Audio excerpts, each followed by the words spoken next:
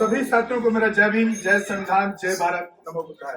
आज हैं हम कौंडली के एक बहुजन बहुल क्षेत्र के अंदर।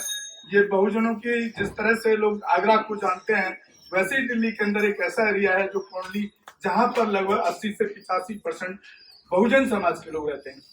और मेरा इतिहास यहाँ पर बहुत जुड़ा रहा है पहले से। मैं करीब 1988 में मैं यहाँ रहता था कौंडली में, 95 तक।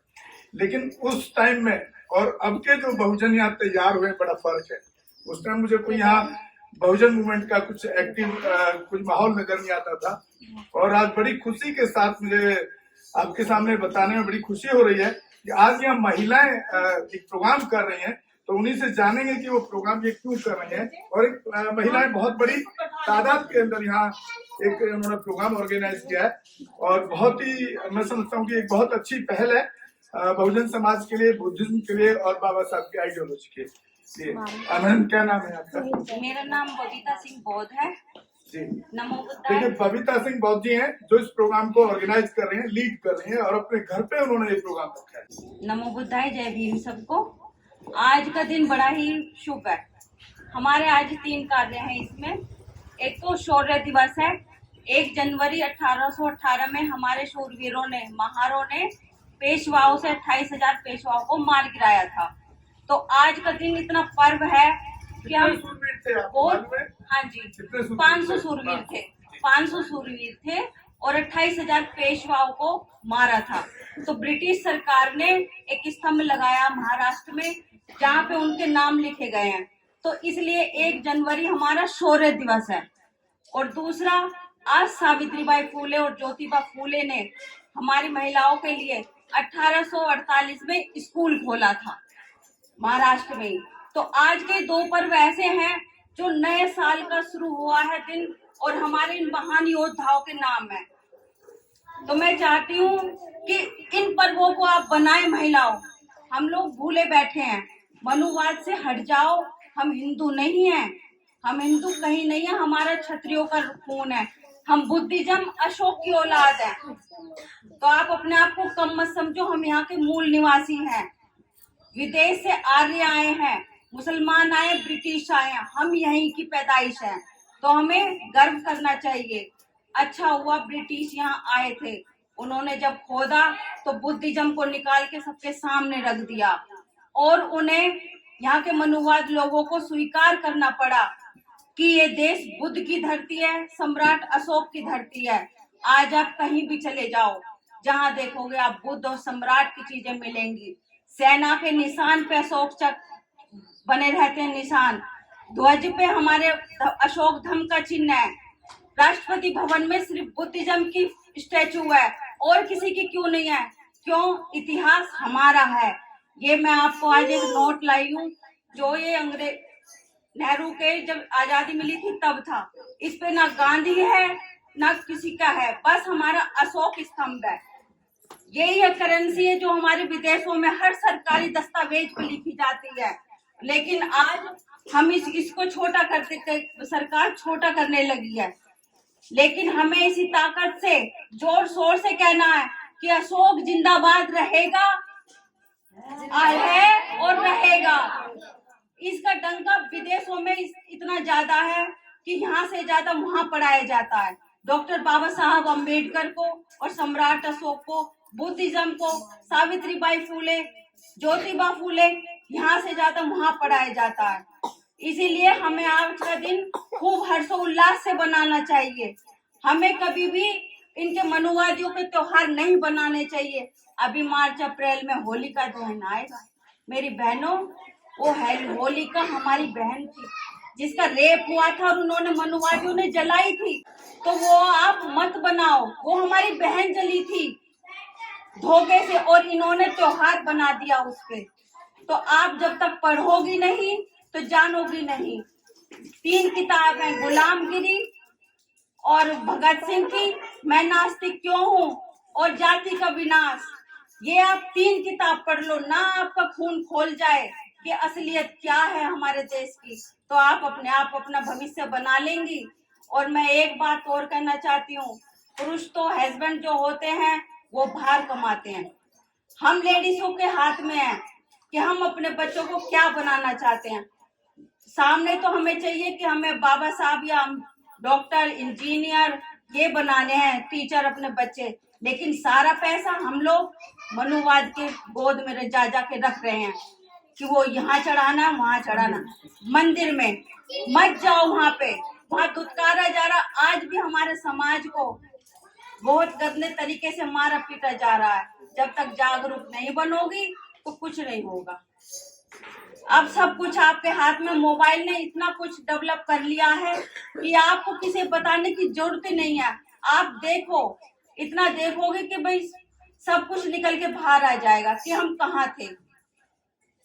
आपने अभी जिक्र किया पेशवाओं का। हाँ जी। पेशवा आपको मालूम है कौन सी जाति से, कुछ समाज से? हाँ जी, ये पेशवा जो है ब्राह्मण जाति के थे। इन्होंने ऐसा हमको कब्जा कर रखा था कि आज कोई तैयार है, जरा बांध के दिखाओ गले में हांडी। कितना कुछ दर्द सहा है हमारे लोगों ने। मूलाक्रम पढ़ना, हमारे लेडीजों को स्तन पे टैक्स दिया जाता था कि ढकने नहीं दो इन महिलाओं को, इस पे टैक्स लेते थे। अब लगा लो कितने क्रूर रहे होंगे। हमारी बहन बेटियां 13-14 साल की होती होंगी तो कैसे दृष्टि से देखते होंगे वो लोग। तो ये चीजें इतिहास है, आप अपना उनको बनाओ ना गुरु। एक झांसी की रानी, झलकारी बाई, ये सब हमारे महान योद्धा है और आज के जीवन में वो हमें बनना पड़ेगा, जब भी हम इन मनुवादियों से, लोगों से जीतेंगे। साथियों, आप सुन रहे थे, बहुत काम कर रही है। मैं यहाँ देख रहा हूँ कि जितना भी यहाँ महिलाएं हैं वो काफी हद तक लग रहा है कि जिस तरह से मैं यहाँ एंट्री किया तो एक गाना वो भीमा कोरेगांव पे चल रहा था, जिसको मैंने बीच में रोका है। और मैं कुछ बात अपनी तरफ से भी आपके बीच में रखना चाहूंगा।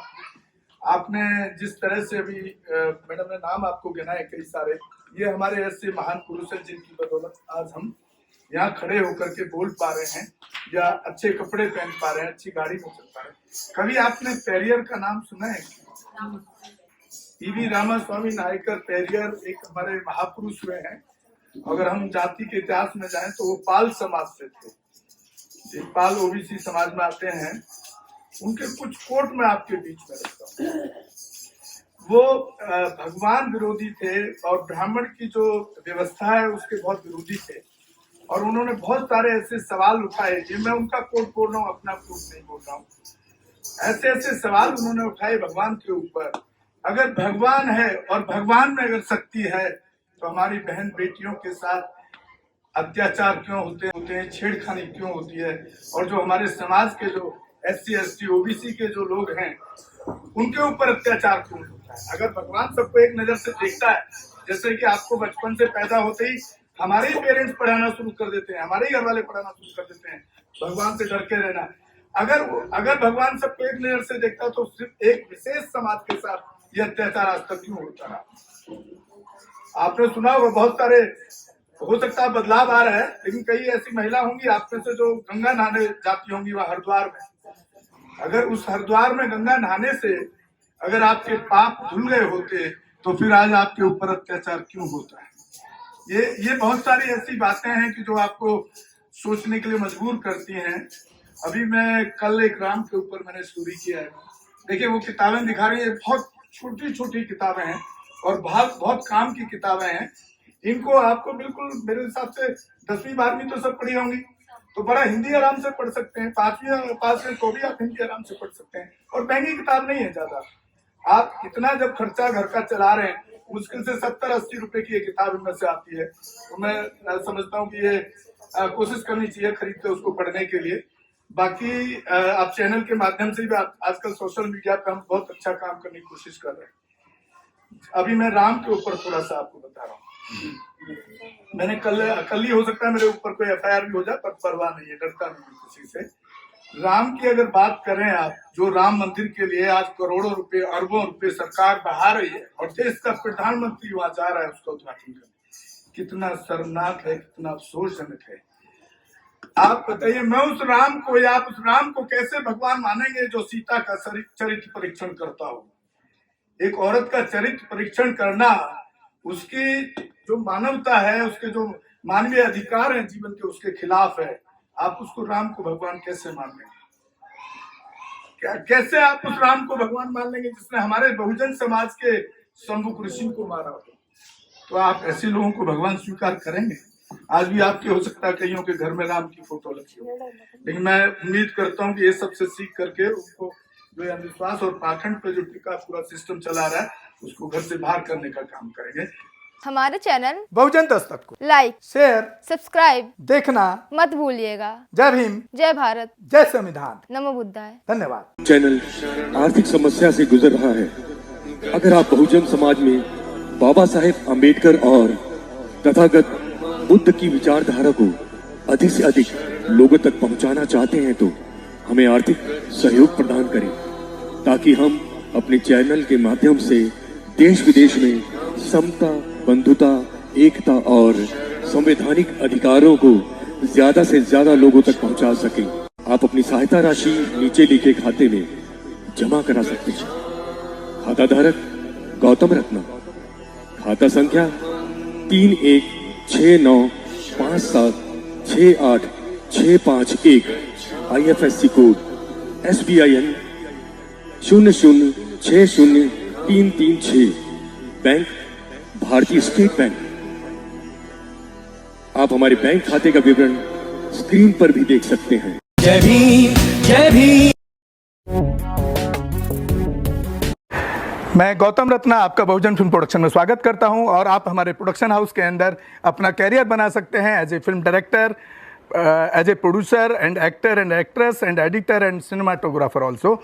अगर आपको फिल्म से रिलेटेड कुछ भी प्रोजेक्ट आपको बनवाना है तो हमारे पास में पूरा सेटअप है, जिसमें फिल्म कैमरा है, शूटिंग लाइट्स है और एडिटिंग है।